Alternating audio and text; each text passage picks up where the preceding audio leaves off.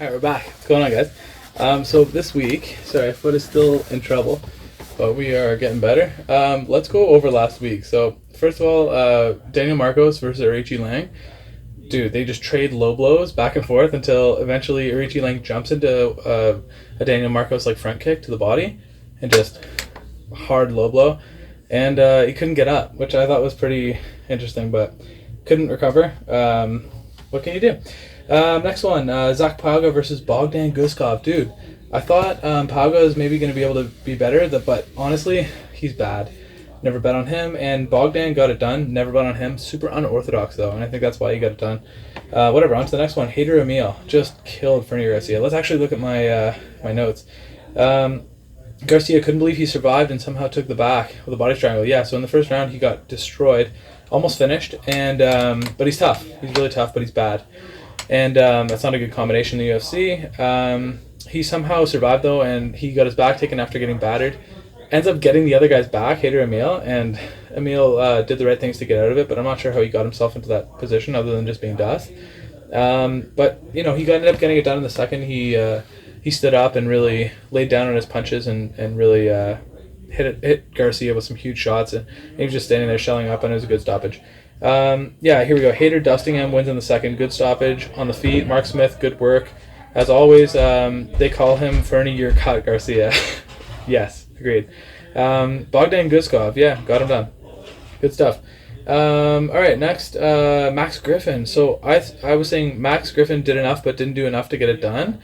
I think Wells won, but anyway, yeah, I feel like he did nothing and got the win for free. I think it was a dusty decision, and I only had him winning the third round. But oh well. You know, there might be some bias in my decisions or my post-fight analysis, right? Because like I did choose certain people. Okay, so on to the next one. Prachnio. Yeah, Prachnio actually looked really good in the first and second. His karate style was actually looking pretty good. He was really touching up Devin Clark. Like, he almost had nothing for him. But the biggest thing that I noticed is that Devin Clark had no entries. I think I wrote something about that as well. Also, Clark has dust entries, and for his takedowns, he couldn't get anything. Go do more squats, bud. I said go do more squats. He has gigantic thighs, but he looks like he's never actually worked on his takedown to explode into, or work his way into a spot where you can explode for a takedown. That's what I really didn't like about him. It was like Devin Clark, that's why I find he's a very unreliable fighter, because he relies on his wrestling to get wins. But he can't do enough on his way in. He just can't kind of work the angles and feint someone out of defending a takedown, because they know it's coming. It's very predictable. Anyway, don't bet on either of those guys. I think I said. I don't know if I said this or not, but don't bet on either of those guys because they're pretty unreliable. Because Prachnio gassed like the craziest gas I've ever seen in the third, and he almost got finished a couple times by Clark. And Clark's like, you know, he's I don't know. These guys are terrible. Anyway. I thought 29-28 Marincin. Here's Riley dropping shot. Marincin scores! Marincin! I don't know if that's the most unlikely Leaf to score, but it's going to be top on your ballot for sure. And they said 30-27, which I thought was crazy because he got destroyed in the third and almost finished. But whatever. I said, whoa, here we go. These guys are pure dust. Do not bet going forward. Perfect. Okay, Balaji Oki, good win, but someone judged the wrong way, split. Insane, yeah, that's insane. The judging has been, you know, obviously crazy. Giles versus Parates. Parates was losing until he snuck in a nice right that just scored the KO. It was nice. Nice strength from Vieira versus Petrosian. He just made him look like a child. I said, very nice win, nice strength from Vieira, picked him up and made him look like a child. That's it. Honestly, Vieira has some skills. He's getting a lot better. Michael Johnson, a vet performance, got it done. Good stuff. Good for him. Next one, RoboCop. Robo Juice absolutely totaled him. Standing stoppage, absolute melteration. That's my notes. Ihor Pateria won. He sucks so bad. Never pick that other absolute duster. Don't pick either of those guys. They're trash. On to the next one. Dan Ige, huge KO. Didn't see that coming, but he has lots of power, so I wasn't especially surprised. Obviously, but I actually thought that Andre Fili was going to have a little bit more for him on the feet, and he just kind of looked slow, and I think Ige just exposed him and made him look bad. And then Hermansson got it done. Okay, on to the next card. Let's go on to this real card here, because the last 2 cards have just been so trash. I did a lot better on that one as far as the picks went. I even hit a $20 parlay, for $400, but I cashed it out before, so I didn't hit it. I cashed it out before the main event because I wasn't. I honestly just wasn't confident on Hermansson, which was my pick. Would have been a $400 win for 20, but I cashed it out for 123 or something. So what can you do? All right, on to UFC 298. So this is a good card. Not as good as probably the 299 card that's coming out, but this one's really good. There's some genuine matchups on this. Let's get on to the first one: Miranda Maverick versus Andrea Lee. So Miranda Maverick is one of those fighters that she came into the UFC being on a real good streak. She was really like on track to. I thought she was on her track to do something well. I don't know, man. It's tough when it comes to these kind of fighters because they come into the UFC and then they meet some resistance and then they kind of go on kind of almost a 50-50 kind of trajectory since then. I do think Miranda Maverick has the grappling and the offensive pressure and I think that'll outweigh Andrea Lee trying to stand up and strike with her. I think Andrea Lee has lost about 3 in a row. I'm not 100% sure, and I'm not going to get into it because it's not that important. And I obviously, like I said, one of my main reasons, not sexist, but don't bet on women fighters, especially in parlays and stuff like that, unless you're going to go the underdog. Because with women fighting, I've done a lot of analysis and research on this, and the men's fighters are a lot more predictable when you look at their records and what they're supposed to do. Like as far as if they're a favorite, they win. And a lot of the women, unfortunately, they do run into situations where they lose as the heavy favorite. And I think it has something to do with the finishing potential. I just don't think they have the ability to get it when you're very when you have an advantage in the fight. Sometimes you'll get those advantageous positions where I think a guy with a little bit more power gets it done. Sometimes they get let off the hook, and that ends up going to decision. And obviously, you have bad judging included, right? I also just feel like their performances are a little bit inconsistent. I know I've said this before, and I don't mean to like harp on it, but I feel like there's just a lot more inconsistency in their performance. So let's get on to the next one. My pick is Miranda Maverick. Let's go on to the next one. Val Woodburn versus Oban Elliott. So the problem with Val Woodburn is that I think he's being undervalued because you got made to look very bad against Bo, right? When you're fighting Bo Nickel, you're going to look bad unless you have, like, I don't even care who you are right now. Like, Bo Nickel right now might be the most dangerous as he is in his career because no one knows what he's going to do. He's got power on the hands, on the feet, power on the feet in his hands, and he has the ability to just explode with these crazy entries and put you on the back. He's got crazy submission threats. Fantastic fighter. I think Bo Nickel is going to be hopefully a future champ. I don't know. I don't want to say that too early. Obviously, that's a really bold prediction, but I do think he's a ranked, level fighter, and I think he's going to come into the show really like this upcoming event on 300 when he takes on Brundage. It's going to be another first round finish, and I think people are going to understand because Brundage is a pretty good guy. He's been in the UFC. He's had some good fights against some good competitors. So I think Bo's really going to look good. And so Val Woodburn fought him, and you can't look good against Bo right now because you don't know what he's going to do. You don't have enough tape. He's only been striking for 2 years, so striking is just coming leaps and bounds every single time that he fights. So Val Woodburn comes in on short notice and just gets obliterated, right? But he was undefeated before that 7-0. You got to keep that in mind. This guy Oban Elliott, I took a quick look at him. He's 9-2. Honestly, these guys, it's a really tough fight. I think I'm going to edge towards Oban Elliott, but I think Val Woodburn is live in this spot. My official pick goes to Elliott. Like I said, 2 kind of relatively unknown guys coming into the UFC at the highest level, and we're going to see what happens in that one. All right, on to the next one. Josh Quinlan versus Danny Barlow. So Danny Barlow, we're just going to take a look at this. A little bit younger. He's got the height advantage. So I really think that's where it's going to kind of come into play. He's got almost a 18 centimeter, and I don't know what that is in inches, but let's call it 12 inches or so reach advantage. No, there's no way that's right. No. Dude, whatever. 182 centimeters to 200 centimeters. So I think that's where he's really going to shine. But the problem is that Josh Quinlan is a UFC vet. He's been in there with some good guys as well, and I think he's got tons of power in his hands. So this could be a fraud check. Quinlan's only 6-1, but I think he's good. Remember when he knocked out Jason Witt? He looked vicious there, and the deadly factor's there. So I'm actually going to go Josh Quinlan underdog. Although, actually no, I'm going Danny Barlow. That's all there is to it. Because my picks are always going to be wrong on ones like that, so I'm going Danny Barlow. But watch it happen, right? Okay, let's move on to the regular prelims here. Zhang Mingyang versus Brendison RIBERO. So I actually was taking a look at these guys pretty thoroughly, and I think Zhang's going to win. He's really powerful and puts he puts his fist to the target early, and I think if he does that against RIBERO, his durability is not there. He's not going to last, and I think he's really going to get dropped. He's been dropped in a number of his fights, and I don't think his toughness and durability are up to par, especially in the UFC. And I can see Zhang being able to do a lot better at this level. Durability is a huge thing in the UFC, man. Like, you have to be tough. Rinya Nakamura, he's like a minus 1200. So I mean, what do I even say about that? He's probably going to dust him. Sprinkle on Vera, obviously, a single bet.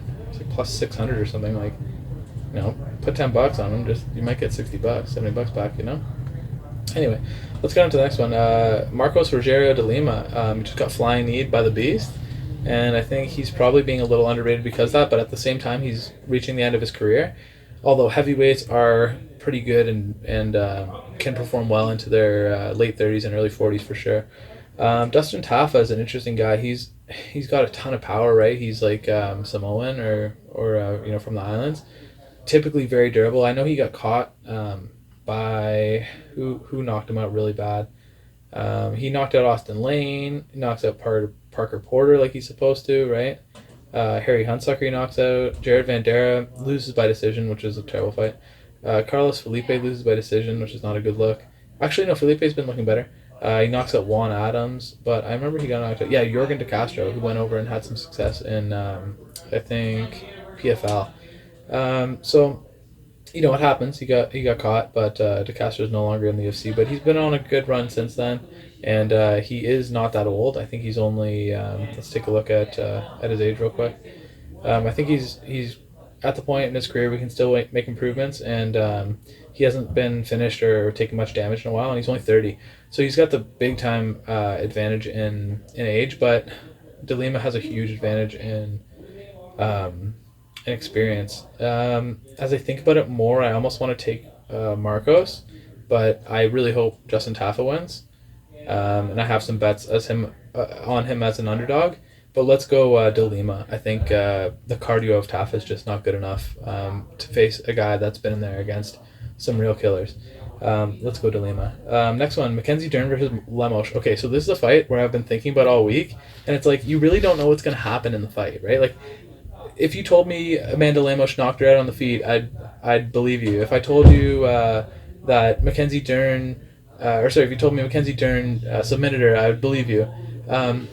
If it goes to decision, I'd believe you. Like, I don't know whether to bet an over-under on this one, to bet a dog in Dern, but I don't trust her.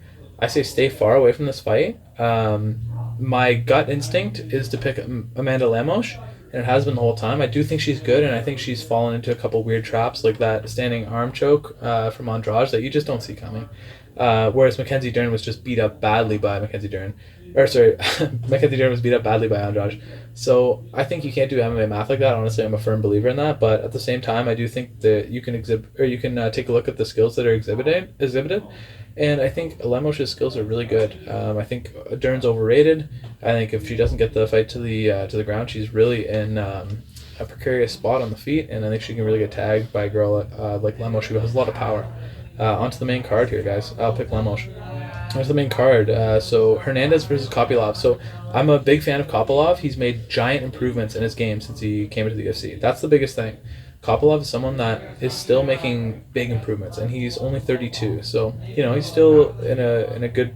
He's in his prime, and the issue with picking Kopylov here is that Anthony Hernaندez has amazing grappling. when I say amazing, I mean he's been able to take down some really top guys, like ranked guys. And when he takes them down, he can control them and do some work. And I feel like that's the way this fight's going to go.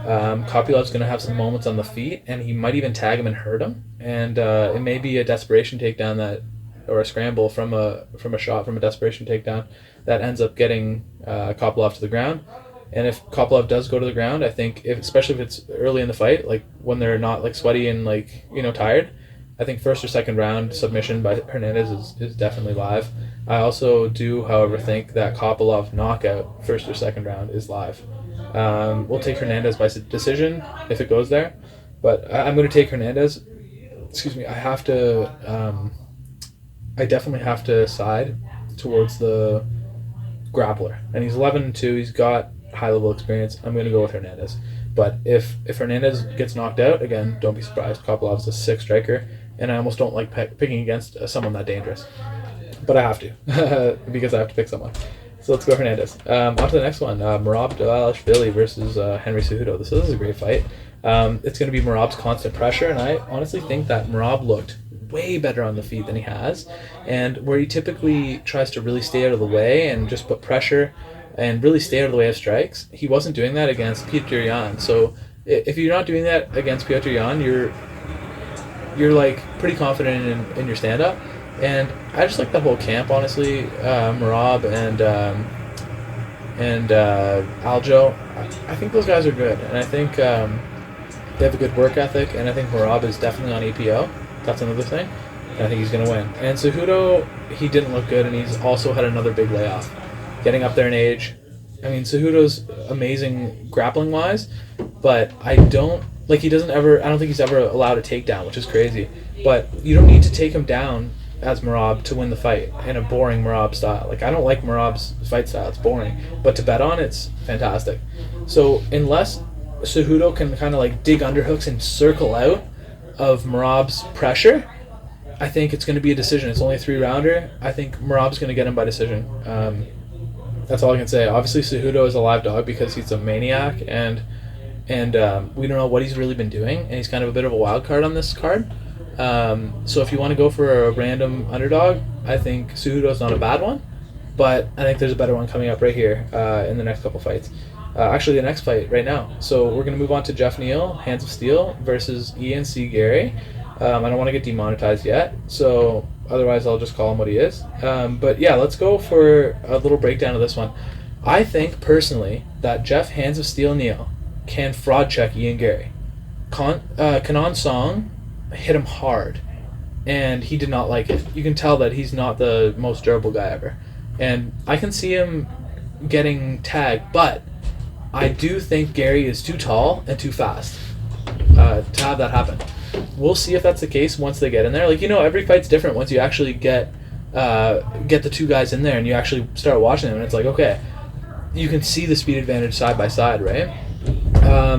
I think there's going to be a speed advantage. I think there's going to be a height and reach advantage that's going to be undeniable for Gary, and I'm going to pick him, but I hope so badly that Jeff Neal scores a KO. And he might not just KO him, he might just beat him. He might beat him pillar to post, as they say. First, second, third decision by Jeff Neal, I could totally see that happening. I'm not sure what the juice is on that, but take a look, and that might be worth doing. You know, you could do something like an Ian Gary first or second round knockout and a Jeff Neal decision.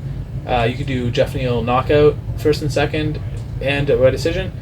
Like, not all together, you know, you sprinkle. And because we've seen Ian Gary go to the third round with Neil Magny and on a busted leg that he chewed up, and he was not able to finish him. So that inspires no confidence in me that he can get Jeff Neal finished, who is a tough guy. Let's go on to the next one. I'm picking Ian Gary, but I really hope he loses, straight up. Like, no offense, but offense intended. Offense. Okay, let's go to the next one. Robert Whittaker versus Paul Costa. This is a great fight. I think Costa's not looked good in his last couple fights. I know he's 14-2. He is a good fighter. He was undefeated, I think, coming into that Izzy fight. Gets his first loss, and then comes back against Vettori, who has not looked good lately. And they fought way up. I could see Costa missing weight. I could see him. He's been off for a long time. I don't like Paul Costa. You definitely don't bet on him. And I think he's more hype than... Or I like Costa. He's a beauty. Like, he's funny. Like, I like Paulo Costa. I just don't like his fighting style.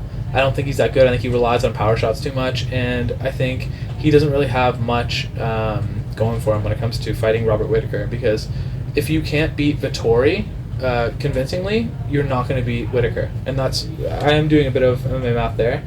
Like, Whittaker's too good, man. Whittaker's too good. I know he got finished by DDP, but he's good. Honestly, he's good. So Whittaker losing to him is not that bad of a look, considering he went on to beat Strickland. It was also good. I'd like to see Strickland versus Whittaker next. That'd be a really fantastic fight. I don't think it's happened.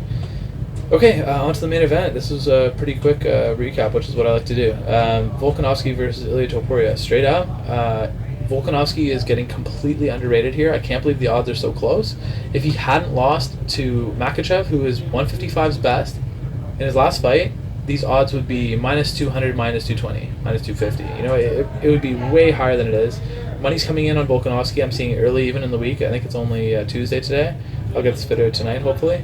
But quite honestly, I think Volkanovski is being critically underrated. He was definitely coming off an injury. He didn't look like his chiseled self like he normally does. Maybe it's just him coming back to 45, but I think more so he had an elbow surgery. Like, you can't fight if you're hurt, and when you're coming back off an injury like that, you can't be in optimal shape. You can't be in the same kind of shape that you took Makhachev to 5 rounds, and really, like, you can't replicate that performance unless you're ready to go, right? Unless you're on a full camp. And I think this time he's on a full camp, and ELLIOTT Topuria is going to feel the smoke. ELLIOTT Topuria has been talking crazy, so if he gets it done, dude, respect to him, and I actually like it because that's McGregor type of activities, but I think he's really in for a rude awakening when he's really jumped up the rankings pretty quickly. I think getting a title shot is not what it used to be. And I think, honestly, our guy, Alexander the Great, is going to come back and really show us why he's... I consider him the best 45er of all time. I think he's the best featherweight. I love Jose Aldo. But I think Volkanovski would beat Jose Aldo in his prime. And that's really all I can say. I mean, everyone enjoy this fight card. I mean, I'm really excited for it. I put a bunch of bets. I'll maybe make a video just kind of going over those later in the week because I did get some good lines. And we'll talk to you next time. See ya. Okay. You think HANDZ is better than Luque? Yeah. Then HANDZ is gonna win. Is HANDZ better than Luque? I don't know. You know? HANDZ, if he's better than Luque, then he's gonna win. Because I'm telling you, HANDZ, Gary versus, what's his name is that? But anyway, I'm not trying to, I gotta go back.